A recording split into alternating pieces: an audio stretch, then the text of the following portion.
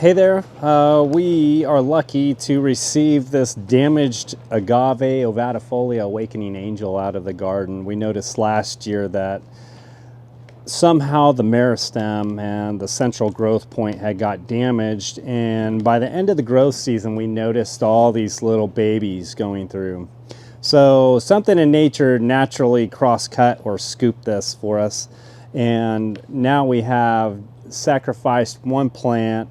And what we're going to do is break this down and try and rescue a lot of these pups that are breaking. It's not the easiest process, but luckily some of our volunteers dug up this massive plant for us.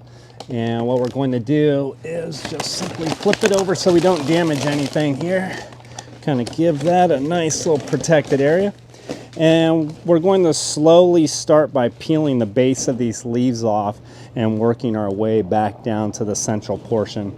Once I get all this nastiness off, we'll probably make a couple of key incisions and start splitting leaves and seeing if we can actually access the middle here and see what happened. So start with the lowest leaf, and once you have figured that out, they will typically peel in an order of development here. So I'm going to start over here, start ripping, and this one. And the key is to start at one side, and then it just typically peels all the way across. You just got to kind of stay on top of them and get the initial tear going.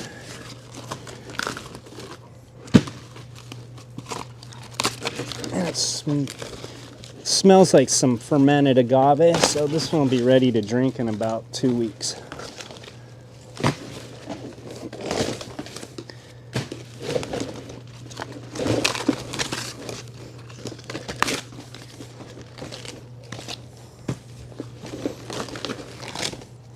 I'm losing my support.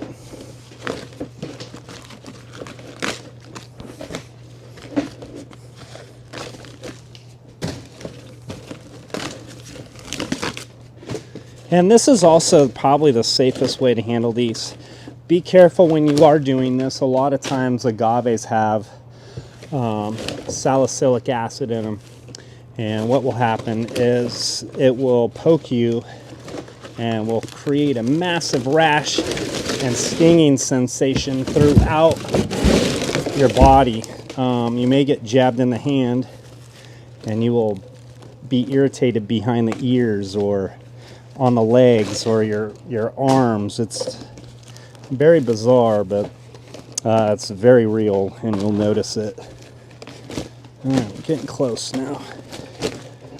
And now that I'm here, these are just really pulling off really nice and easy. And you can kind of see we're starting to get to the central part of the plant, and you can see where the buds are starting to expose themselves.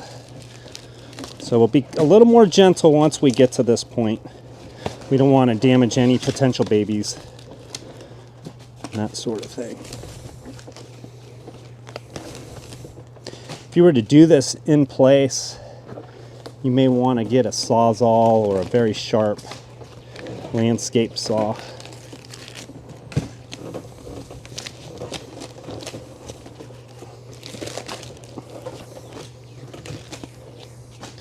There's one.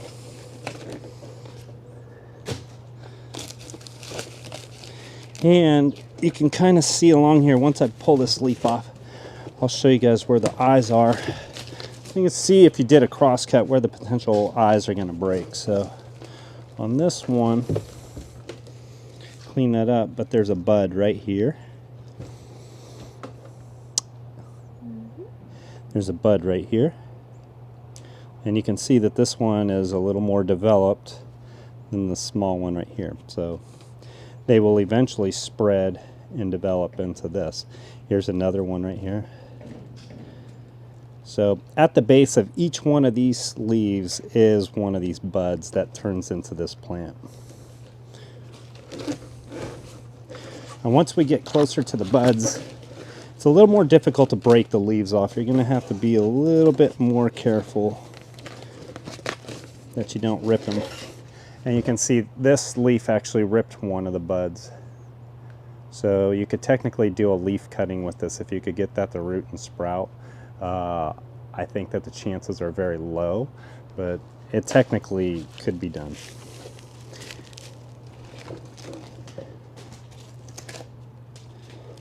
We are all about getting the best of the best here and getting the quality pieces. I don't even mess around with that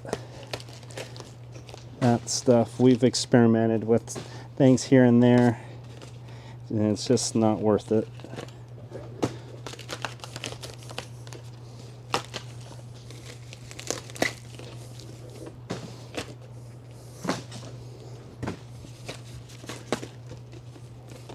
Now I just feel like I'm eating an artichoke.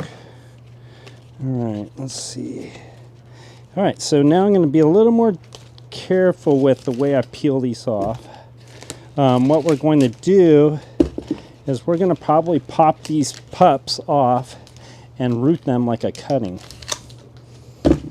But I'm kind of nosy and want to see what actually happened to this plant and why it is doing this. And I'm going to have to get down to the actual core to see what happened.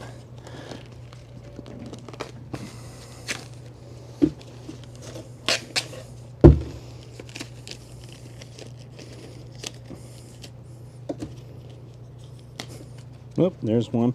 So where that broke off, as long as you have a good portion of basal plate around the base of this, that will root as a plantlet. When they start getting a little bit woody like this, I will soak them for about 12 hours in a rooting hormone that is water-based, such as KLN by Dynagrow Super Thrive. It's a good combination of IBA and NAA. Get that a soak, then we'll probably put a little more rooting hormone on it with powder IBA3, and then stick it in a well-draining pot, like a 4-inch pot.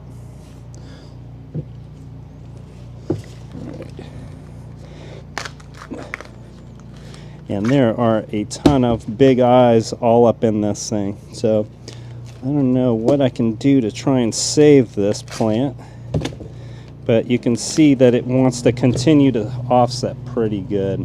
There's a lot of buds through here that are still developing. Even though the plant has been pulled out of the ground, it's continued to grow for the last 3 weeks. Pretty large. And the deeper we go, the larger these buds should become. So it's going to get a little bit difficult here. So.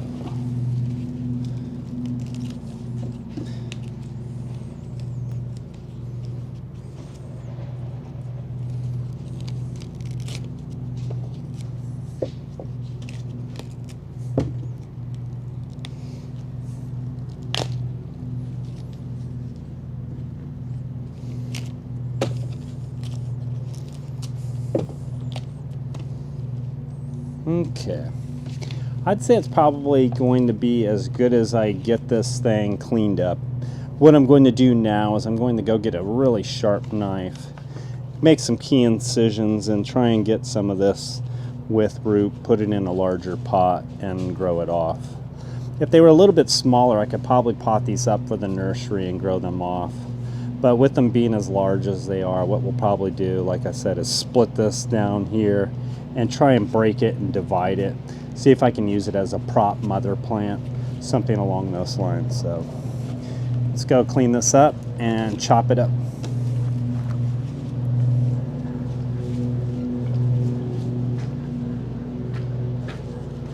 Hey Tony, here's your awakening angel. Once it got cleaned up. So we're shooting a little video on what it looks like once you get down into it, but I don't know what's going on in there. So it got damaged, so yeah, you just pull all those off. Yeah, we're gonna chop them up and get them going. Cut banks. And, yep. All right, sounds good. Yep. So here we go.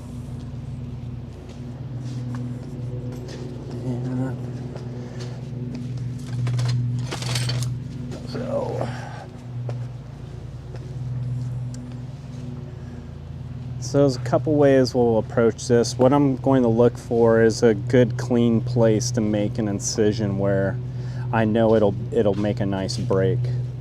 When I'm looking down in here, I can actually see where there were holes or something had damaged it. So I'm probably going to focus somewhere on these areas where it wants to split naturally. I could also approach it through here.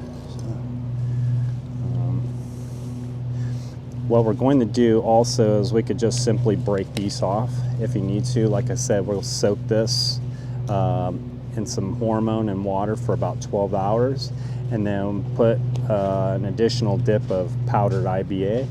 And then we would put it in a pot, something like this, and it takes about 30 to 60 days to start rooting in and will become a rooted in plant into a 1-quart pot. Ideally, I'd have something a little bit smaller.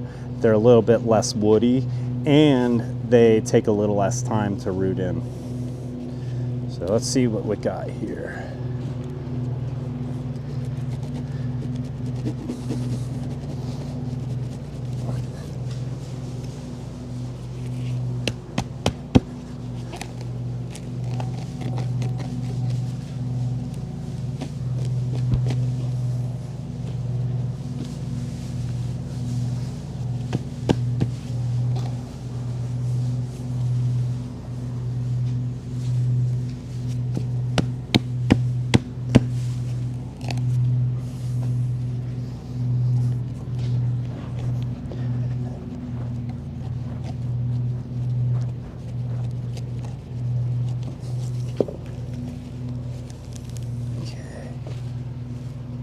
It's very, very, very woody.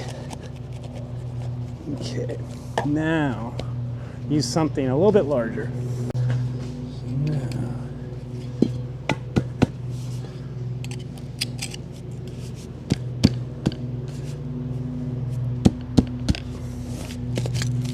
Okay, so now open sesame, you can see what happened here. When you take this plant and you get down to where the actual meristem would have been somewhere right in this area on the plant. That was obviously damaged. So what it does is it transfers all that energy into all these other dormant buds and forces them to grow. So that's when we do crosscuts. You've seen us do countless videos on that. And this is what it looks like in nature.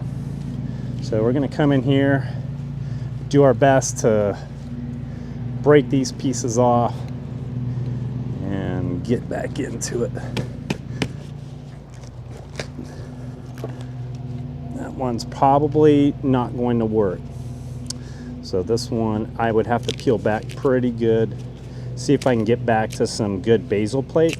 If you can get this piece back to where you have a functioning piece of basal plate here, this will root. If you ruin that basal plate and the basal plate's still intact, I can see it's all bundled around this whole section. So this piece will still work. However, if I was to break that any higher, say like up into this section, this plant would be done and most likely would die. It's like trying to root a blade of grass at that point in time. All right, so now we have these big guys here. How can we save these? We're going to clean up all this nonsense. And in this case,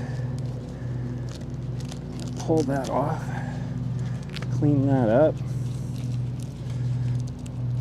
And we will go ahead, and once we're done potting this, we're going to give these a good watering in with some xeritol to kill any of the pathogens and stuff like that that may have been out in the garden, any of the fungal issues, bacterial issues. So this stuff will get all cleaned up with a good heavy drench.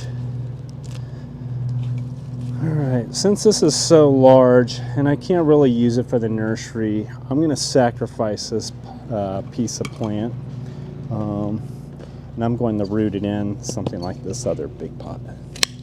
So take that, produce a couple more leaves, And basically once you get it cleaned up to where you have a nice good chunk of basil plate going around the whole thing, you clean that up. And then that will go into a pot. All right, so now I'm down to just this big ugly chunk of goodness. What I'll most likely do with this big pot is after I break this piece off, I'm gonna probably clean this up and set this in like a larger pot and see if I can get these to continue to sprout. Each one of these is only a mere few weeks away from actually developing into a plant. So we'll give it a go. It's worth trying to rescue at this point. So put those there.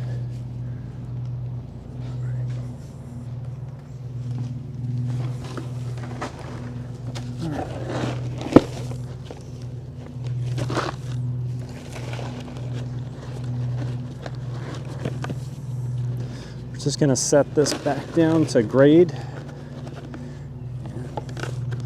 Make sure that the crown's somewhere in the center of the pot there. That would give our new growth plenty of opportunity to spread around.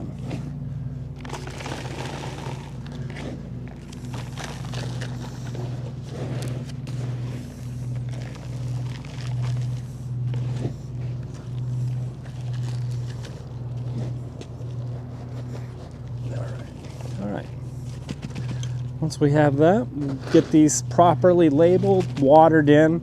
We're not going to overwater these in. We'll give them a nice little drink, get them settled in, fill in any holes.